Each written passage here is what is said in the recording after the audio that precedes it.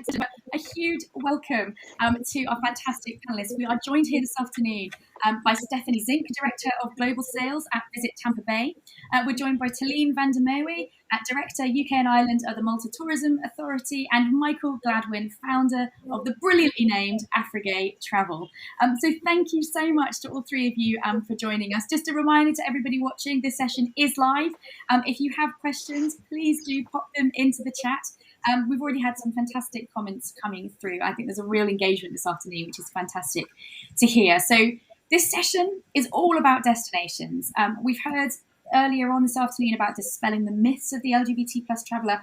We're now going to hear from three brilliant destinations which are actively promoting themselves as open and welcoming, and they're specifically keen to welcome the LGBT plus community. So firstly, I would love to just kick off this discussion just by asking each of you why the LGBT plus market is so important to you, because all of you, go out and actively target this community.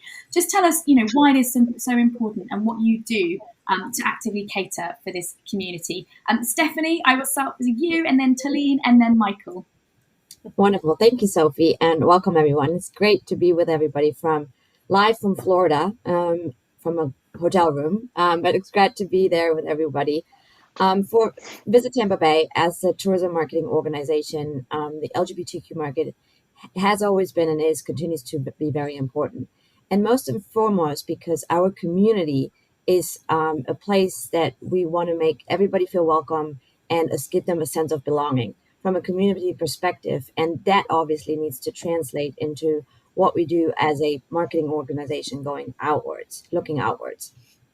Our community, it goes back many years, that it was always founded as a very welcoming community that grew, and it started actually without the big history lesson in 1880, when a lot of immigrants from different backgrounds, different nationalities came to what is Ybor City, the district of Ybor City, which is also now sometimes called the Gaybor City, because it is pretty much the hub of the LGBT plus community and bars, restaurants, event space, etc. So for us, it is very important to kind of make sure that from a community perspective, we represent what we are all about, as well as what we do in order to promote and welcome visitors to our destination.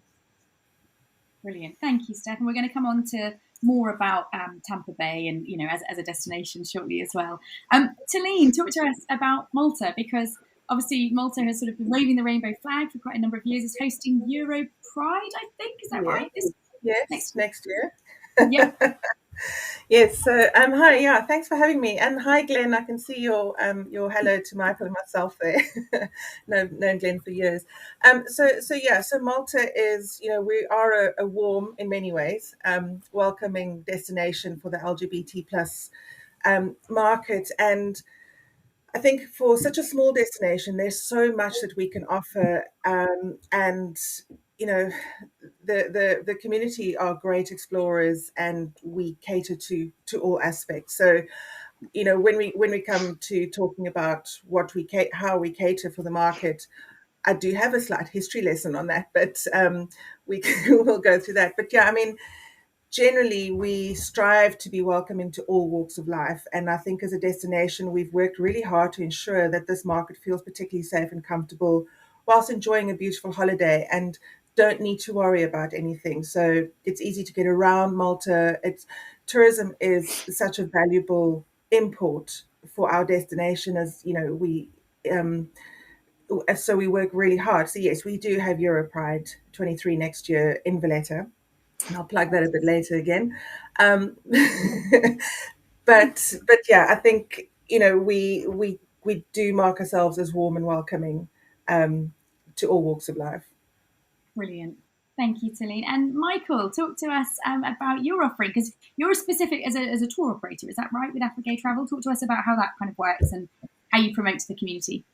That's correct. Hi, Sophie. Hi, Glenn. It's great to be representing South Africa today. So, of course, we're not known as the Rainbow Nation for nothing. We are a wonderfully diverse culture, wonderfully diverse community. it seems fitting to bring the LGBT community into this. Afrigay Travel is an inbound DMC, and so we do focus on creating lovely experiences that tap into all corners of South Africa. South Africa is not just about Cape Town. South Africa is not just about safari, although those are key for us. There's so many other wonderful opportunities within South Africa, from sun to sea to desert to safari.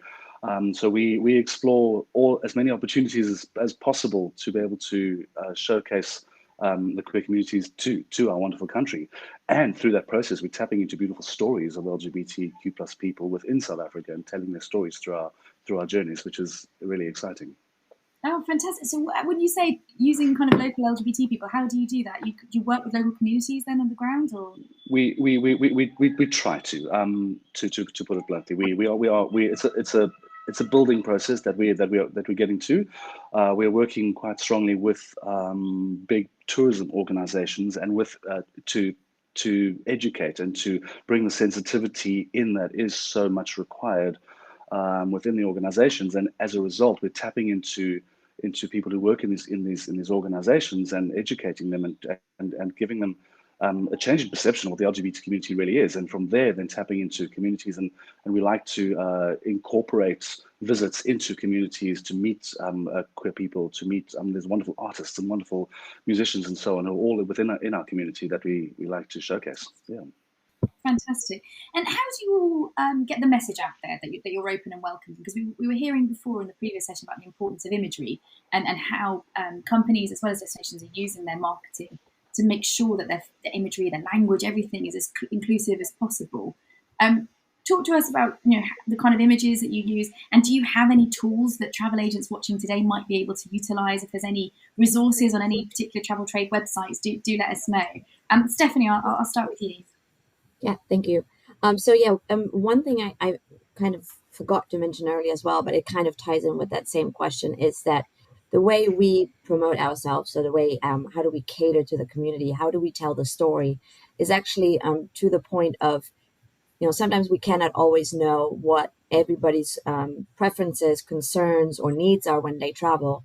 So instead of us trying to learn and, know everything about everything, which is probably impossible, as in Visit Tampa Bay, we actually work with a handful of ambassadors, which, for example, for the LGBT plus community, her name is Rachel Covello, and she is our big LGBTQ plus ambassador for the city of Visit Tampa Bay and the entire destination.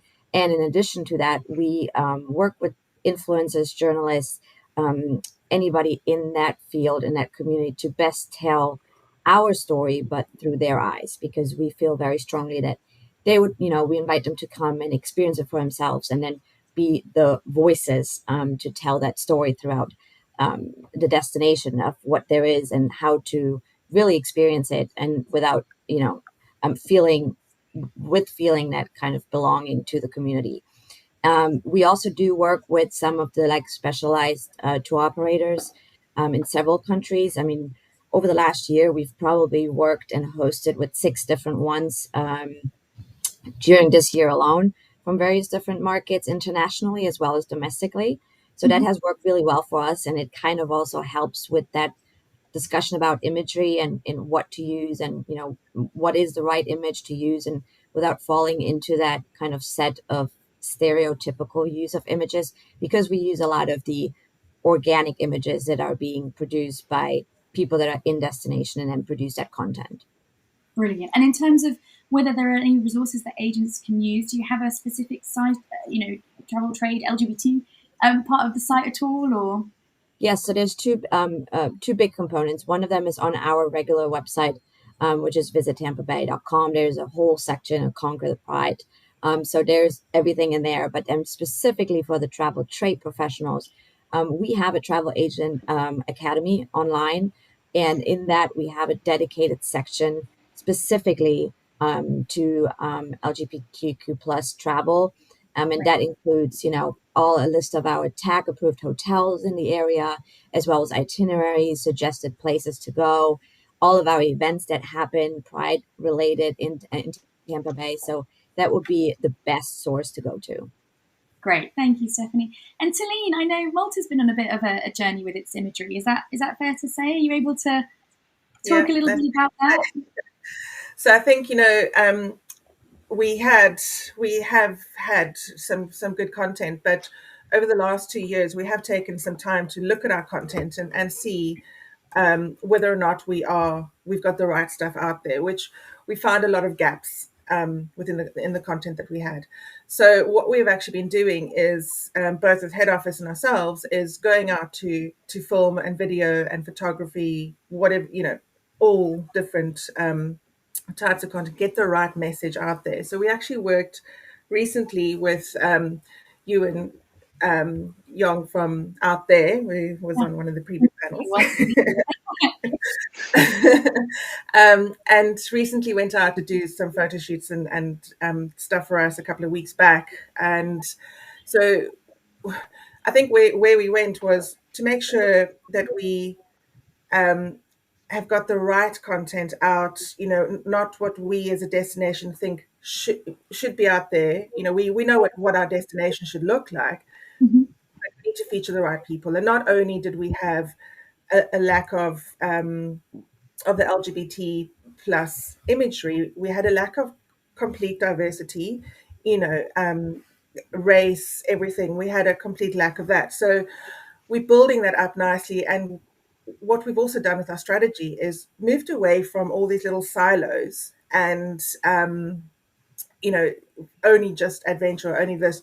We created 3 types of traveler. We created the slow explorer, we created the active adventurer, and also the sun and culture. So within that, everyone travels and everyone wants to have a good experience in every destination.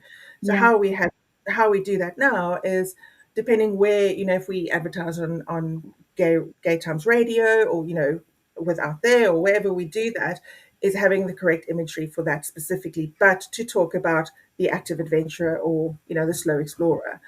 So we've taken a big look at how we are doing our content and making sure that we've got the right creative in every angle. And are agents able to use that imagery and that content too? They are. So we have got our Malta training online platform. We've got a module there on LGBT plus and traveling to Malta that they can do. And then also we have got the content, well, obviously some of it's still coming, but if agents are needing any content, we don't have it, out there freely as yet. Our website is busy continually being built. So one day it'll be fantastic. It's fantastic now. It will be even more fantastic. But we will be able to have the login and everything for the agents to go in and look for that. But give us a call. We can also do one-on-one agency training with Peter Green, our trade trainer, and he can do training and disseminate all the content that we've got. So please just give us a shout. We're here.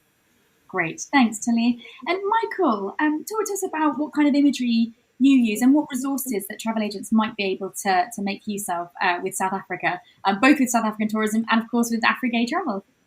Cool. So as Afrigay travel, being a DMC, we are selling a very specific product to a very specific person. So it's a little easier for us. We're not focusing too much on the destination specifically, we're focusing on a product. But with the other work that we're doing with local tourism organizations is we're helping them find the right strategy to be able to market their destinations to the LGBT market correctly. It's really important that this strategy is in place. And what we're finding that they're doing, which is wonderful, is they're actually building up their own imagery base by using locals in their images, in their photos, in their videos, and so on. Which, as far as I'm aware, yes, it is available for those specific destinations. Yeah, but someone, I think Tom on the previous panel mentioned the limitations on the Getty images. It is limiting. It is challenging because it is quite specific, and we need a brave person to throw some more images on there for us. Yeah, and it was a question actually Aaron had raised, which apologies we didn't get to put to the panel, but just asking about imagery and just to flag as well. Celebrity Cruises, who I know sail from Malta, they have created this portal that travel agents can use, free to use, of diverse images, which is really important, because the more we can kind of get inclusive imagery used, the better for everybody, right? There's a question here from Tina asking who measures the diversity of those who reach destinations to see where there are opportunities. So I guess Tina's asking, how do you know how many LGBTQ people, for instance, you're attracting to know you're on target? I think Justin, sorry, Tina, that's what you're asking. Stefanie, I mean, I know Florida in general is big for the LGBTQ population. I guess you can't really measure statistics, can you? How do you know that you are performing well with the LGBTQ community in Tampa Bay? That is indeed a challenge of how to track that and how to measure it. The way we do it is, we try to. A lot of it is done through research that we do in the destination, where they intercept people here and there throughout the destination at certain times and ask them a handful of questions.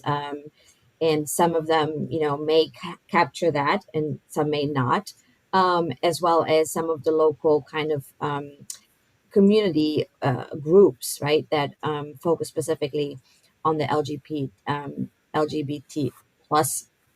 I'm having a hard time this morning. I haven't finished my coffee. I know you're in Florida time, right? Oh, you were yes. So we'll let you off. So they also have ways of kind of gauging of how many people are coming, and then the other thing is some of the hotels that are specifically identified as tag approved, they also have a way of tracking it a little bit. So it's not perfect science, but there is a little bit of, and then one of the big things we feel is always a good indicator is if we get requests from media, if we get requests from travel writers or influencers that are specifically focused on that community, if they're requesting to come or repeatedly come, or they repeatedly feature us in content because, there's interest, and obviously there's a lot of information to distribute for Tampa. Okay, thanks, Stefanie. I can see time is running out, so I'm going to try and whittle through as many questions as I can. I did just want to acknowledge the big T in LGBT. It often gets overlooked, but this is not just about lesbian, gay, and bisexual people. This is about transgender people too.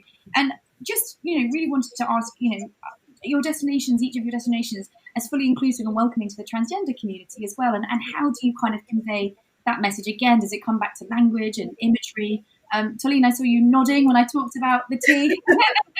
How do you make sure that the transgender people know that Malta is particularly welcoming and accepting to people in the community? Well, yeah, I mean that's where we again saw that gap, and that's something that we have addressed. So the content that we're going to be putting out there will be more inclusive of the transgender. We just recently did some sensitivity training in Malta with our hotels, restaurants, and other partners, again with the lovely out there, and again just to tell the local people how to be sensitive to all walks of life, really. So for us, I think Malta, we are on track with the warm, the welcoming, the open, the totally inclusive. It's a small enough island for us to make sure that we reach all areas of it, to tell everybody, this is so important to us as a destination. So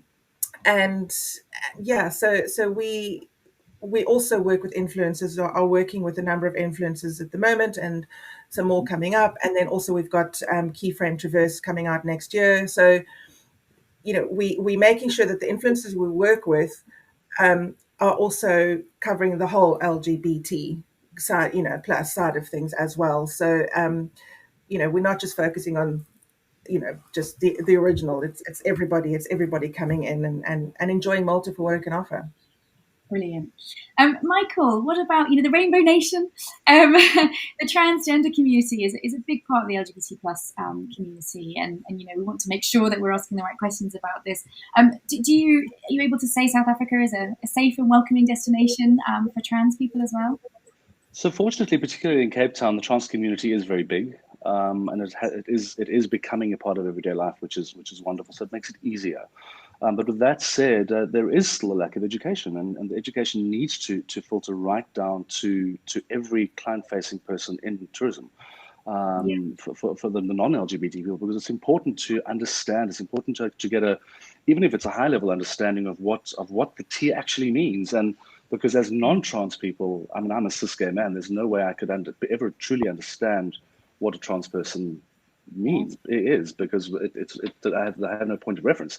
So it's important that we educate people in the tourism industry to find the right sensitivities, to be able to speak the right language, to be able to ask the right questions. I mean, jokes aside, I have had a couple of management people within big organizations asking me if they need to build gender-neutral toilets, and my answer is yes, why not? You've got the budget, do it. Why not? It's a great step. It's a great message. Yeah. Brilliant.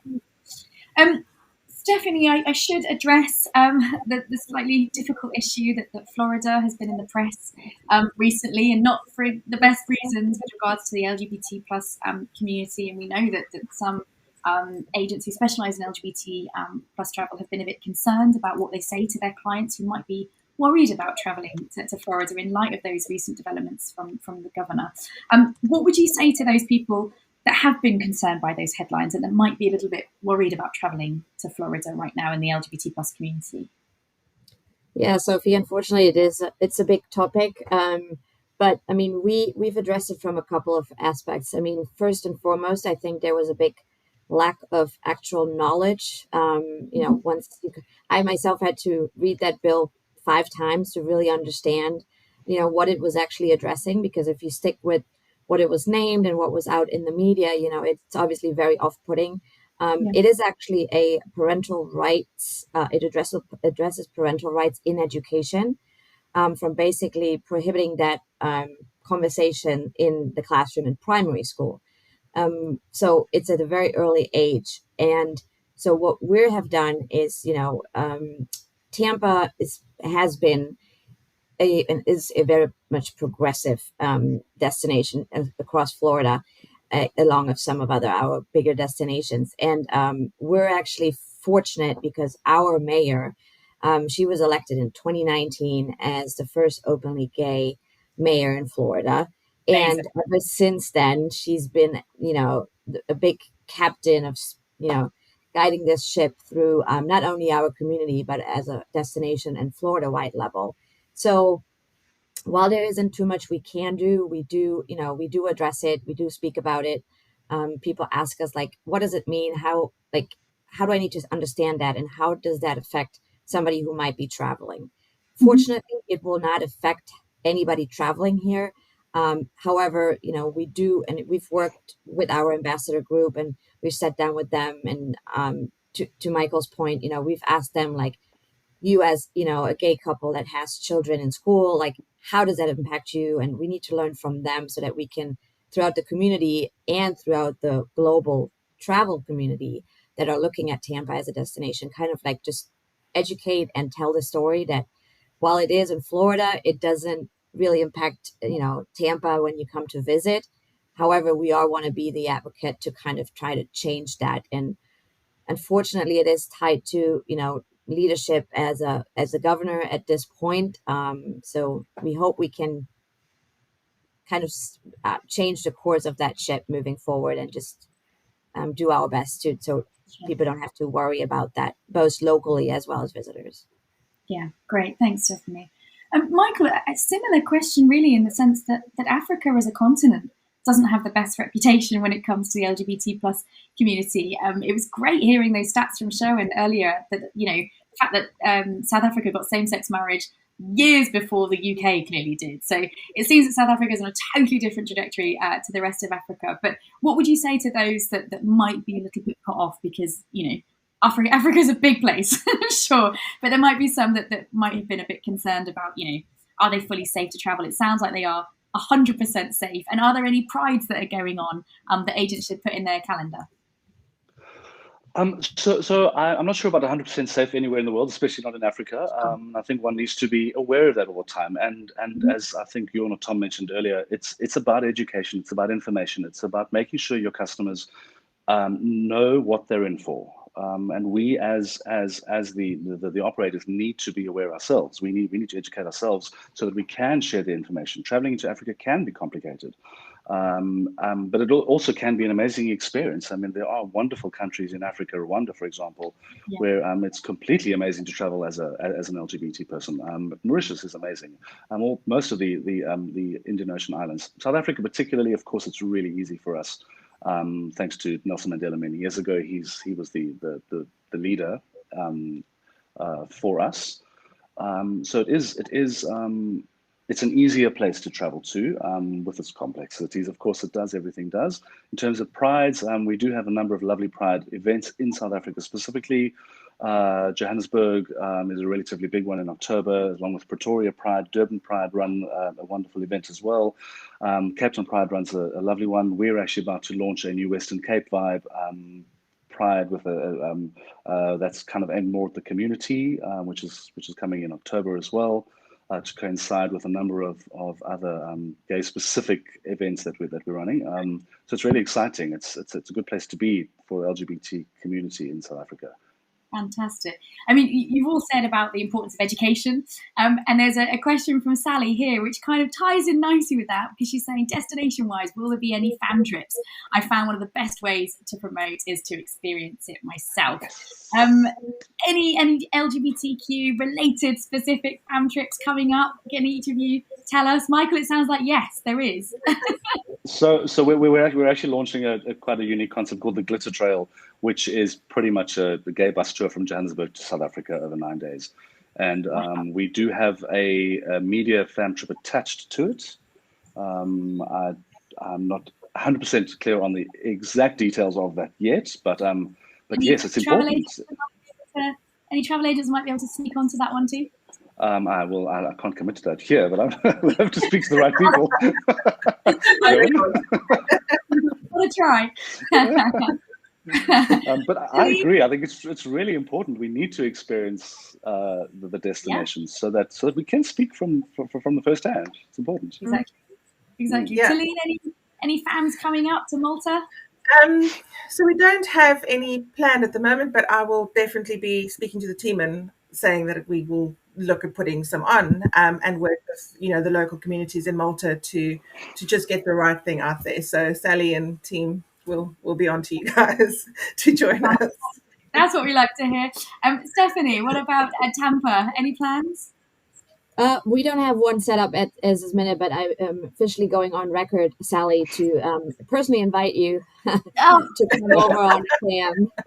And then, anybody else, who has interest or, needs to learn more, I'm sure we can share our contact information, and then just please reach out. And we don't have a big group one set up, but we like to do it on an individual basis as well. Fantastic. Sally, I hope that answers your question. That's brilliant. Stephanie, while I'm with you, tell us about Pride in Tampa. What kind of calendar date should the guys watching be putting in their calendar for Pride? Well, here in Tampa, we like to be different and unique. So against everybody else kicking it off in June, we like to be first too. So we actually wrapped up our Pride Month and Pride Parade in March. So wow. We have one of the fastest growing Pride parades in the U.S. and we always done it in March, kind of like kick it off. And I think I heard it earlier in one of the sessions. It's not just June. Exactly. We need to wave that flag and live that message all year, every day. So we decided, that's a good way to start it in March. And also one of the new things coming up is we do have the first Tampa Pride on the, what are they called? Pride on the River. And that's coming up in September for the first time. And it's going to be the first parade on a boat. So that's a cool way to celebrate in September in Florida. So if anybody's interested in coming over and seeing it for themselves, let us know. So that one's in September, did you say? Yes. Amazing. So there's one in September and one in March. So you basically got 2 prides going on. I love that. I mean, there's several other events in between, like the Tampa International Gay and Lesbian Film Festival, which they've been doing for, I believe, over 25 years. So there's different things throughout the year. Fantastic. Okay, brilliant. And Tolene, so you've got Euro Pride next year. Does Malta have its own annual Pride anyway? And tell us when Euro Pride is, and what makes it different from Malta's own Pride. Well, it's Euro Pride. it's the bigger. Big one. It's Euro Pride Valletta 2023 next September. But this September and every September we have the Malta Pride, and this year it's from the 2nd to the 11th of September. And it's big. It's a big celebration that takes place every summer. It's widely celebrated in participation of thousands of marchers, eye-catching floats, incredible street performers. It's so much fun and so engaging. But we also, there are lots of ad hoc kind of things happening throughout the summers, particularly for the Pride community. So it's always worth just to have a look on our calendar, or like Gay Guide Malta or something like that you can just have a look, see if you're in Malta, if you've got nowhere to go for the weekend, hop over there. I'm sure something's going to be happening. It's only 3 hours away. Fantastic. For some. For some. We have a very international audience. As we've seen, we've got people from New York on here, we've got South Africa, we've got Florida. So. Brilliant. Okay, that's fantastic. So we've got, I've just seen that Dan has popped all of those links into the channel, which is fantastic. We've got a point here by Lila Salomon just saying LGBT imagery is very important. However, we do have to be careful to manage travellers' expectations. Due to Malta's size, the local community is small, therefore there aren't that many businesses offering LGBT activities. Although I would just say, what we were discussing earlier is just that activities can be enjoyed by everyone, whether you're LGBT or not. You don't have to be specific LGBT activities. Although I take your point, if you're sort of advertising parties, saunas, etc. Nudism is against the law in Malta. I just say I'm an out and proud LGBT woman. I've never gone naked on a beach, so it's a very fair point that it's managing expectations and being mindful of that. Stephanie supplied her email details. That's fantastic. I think you're going to be overwhelmed suddenly by requests for a fan to Florida. Oh, fantastic. And Michael, if you're able to put your details, you're going to get requests for the Glitter Trail, even though we don't know. Definitely the agents are going to be on there. Listen, thank you so much to all of you. Really, really appreciate all of your time this afternoon. I think it's been fantastic. It's so fantastic to hear destinations that are actively targeting and promoting to the LGBT plus community. I hope everyone who's watching has found that really beneficial and useful, and that you're able to make use of the links, that you're all going to go on a fam. Brilliant. I want to come on this fam. I was going to say, can I come, Michael? I just want to go on a glitter trail. I know, right? Can we do it all in one go? We'll do Malta, then we'll do South Africa, then we'll do lovely. Sounds good. Thank you so much to everyone. We are going to be getting to a short 10-minute break at 3, and we'll see you all back here, at 3:45, when we're going to invite you to click on the Selling an LGBT Plus Holiday session. But a huge thank you again to all of our fantastic panelists. And a reminder, don't forget during the break to check out the South African Tourism Partner Room. It's got a beautiful video about everything this incredible destination has to offer. It will make you want to go on that fam trip immediately when you watch it. So thank you so much to all of you again, and I will see the rest of you for our last session of the afternoon, all about how to sell that LGBT plus holiday. Thanks very much, guys. Thank you.